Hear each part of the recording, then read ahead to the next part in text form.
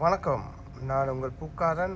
இன்னைக்கு உங்களுக்கு காட்ட எடுத்த அருமையான பூ கிராஸ் லிஸ்கிட்ட. இந்த கிராஸ் லிஸ்கிட்ட இதை நீங்கள் இந்த ஒரு டேட்டில் வச்சுக்கன்னு சொன்னால் ஒரு இடத்துல அல்லது ஒரு பொட்டிலே இதில் வச்சுக்கன்னு சொன்னால் அந்த இடம் அப்படியே இந்த மாதிரி நீல நிறமாக இருக்கும். ஒரு துண்டு இடத்துல வச்சிங்கன்னா அது அப்படியே படர்ந்து கொண்டே வரும். படர்ந்து அந்த இடம் அப்படியே நீல நிறமாக அப்படியே மாறி இந்த இடம் இப்போ இப்படி இருக்குது தானே, இதே மாதிரி நீல நிறத்தில் அப்படியே இருக்கும்.